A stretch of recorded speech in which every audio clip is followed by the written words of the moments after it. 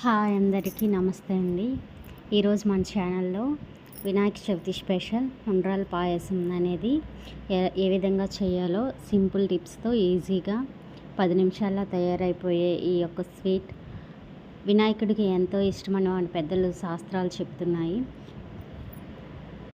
ముందుగా కావాల్సిన పదార్థాలు బెల్లం, వరిపిండి, పొడి బియ్య పిండి అయినా పర్లేదండి, తడి బియ్య పిండి అయినా పర్లేదు, డ్రై ఫ్రూట్స్, ఇంకా శనగపప్పు, పచ్చి కొబ్బరి తురుము.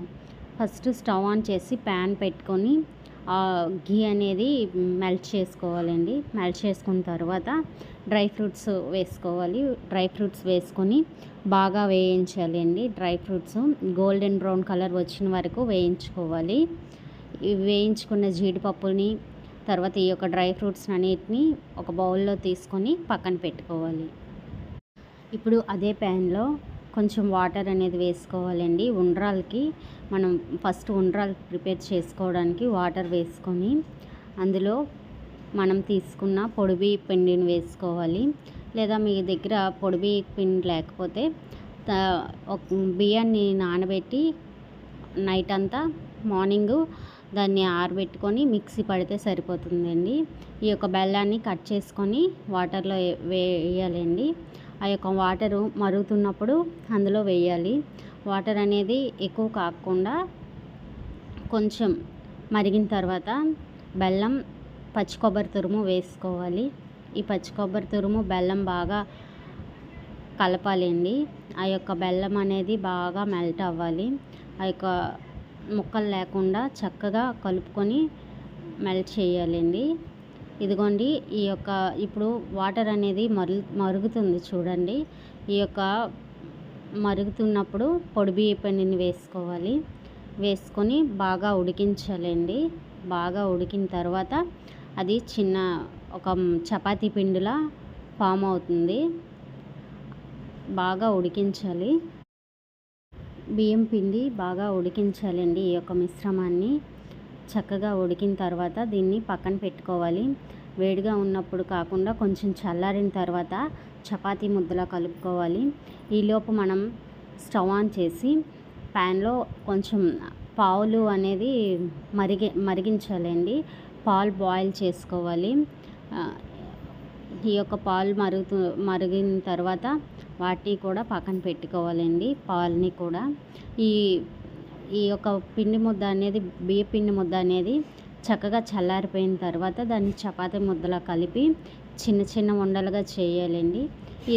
ఈ యొక్క ఉండ్రాలు అనేవి చిన్న చిన్నవిగా చేయాలండి. పెద్దవిగా చేస్తే ఇంకా దాని క్వాంటిటీ అనేది పెరుగుతుంది ఉడికించిన తర్వాత. సో చేసినప్పుడే చిన్నవిగా చేసుకోవాలి. చేతికి నెయ్యి అప్లై చేసుకొని చేయడం వలన ఆ యొక్క రుచి మరీ పెరుగుతుందండి. ఇదిగోండి చిన్నవి చేసుకుంటున్నాను నేను. ఈ మొత్తం పిండిని కూడా చేసుకోవాలండి చిన్న చిన్న ఉండలుగా. ఈలోపు మనం ఇంకొక ప్యాన్ తీసుకొని దానిలో ఈ యొక్క బియ్య పిండి ముద్దని మనం ఏదైతే ఉండ్రాలకు చేసుకున్నామో ఆ యొక్క ముద్ద కొంచెం పక్కకు తీసి ఉంచాలి. దాన్ని వాటర్లో ఈ విధంగా వీడియోలో చూపిస్తున్న విధంగా మనం కలపాలండి. శనగపప్పుని ఉడకబెట్టుకోవాలి. శనగపప్పుని ముందు ఒక 2-3 అవర్స్ ముందు నానబెట్టుకోవాలండి. నానబెట్టడం వల్ల త్వరగా ఉడికిపోతుంది. ఇప్పుడు స్టవ్ ఆన్ చేసి ప్యాన్ పెట్టి వాటర్ పోసుకోవాలండి. వాటర్ పోసి నాకైతే 2 గ్లాసులు వాటర్ పట్టింది. వాటర్ పోసి ఆ యొక్క వాటర్ అనేది మరగక ముందే మనం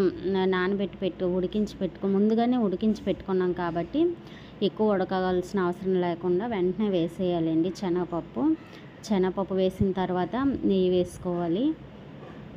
నెయ్యి వేసి బాగా మిక్స్ చేయాలండి. ఇదిగోండి ఉండ్రాళ్ళు అనేవి నేను తయారు చేసి పెట్టుకున్నాను కదా. ఈ యొక్క ఉండ్రాళ్ళు అనేవి అందులో వేయాలండి. ముందుగా ఉండ్రాళ్ళను ఉడికిస్తున్నాం. ఈ యొక్క ఉండ్రాలు ఉడికినప్పుడు క్వాంటిటీ పెద్దవిగా అవుతాయండి. సో ముందే మనం చిన్న చేసుకోవాలి.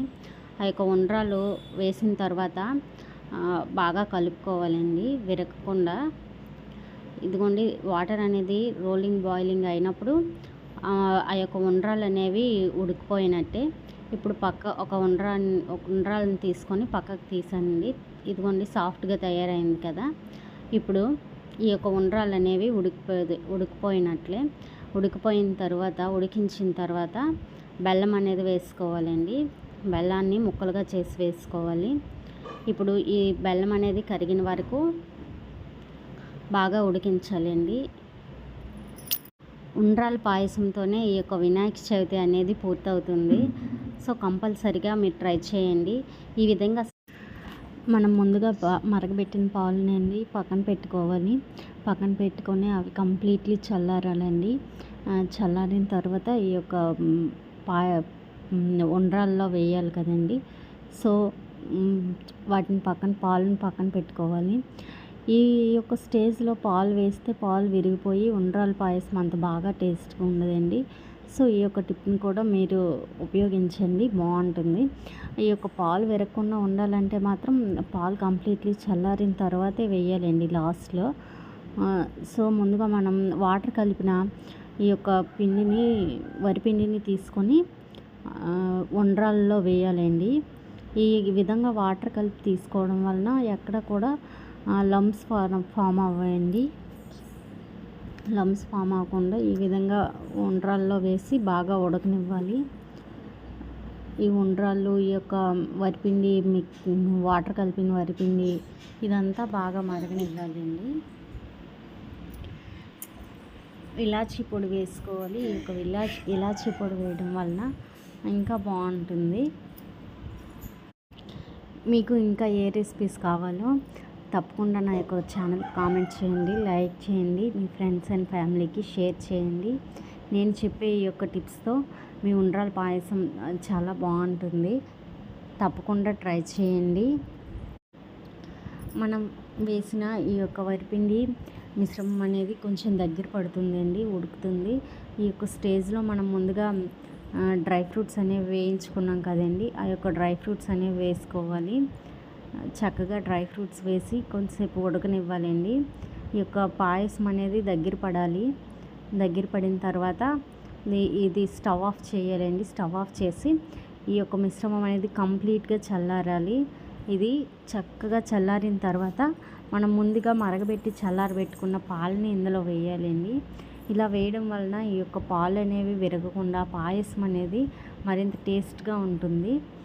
సో ఈ యొక్క పాలు వేసిన తర్వాత స్టవ్ మీద పెట్టకుండా మనం నార్మల్గానే ఈ యొక్క పాలు ఉండ్రాళ్ళు అనేవి బాగా మిక్స్ చేయాలండి. ఆ యొక్క పాయసంలో ఈ పాలు కలిపే విధంగా మిక్స్ చేయాలి.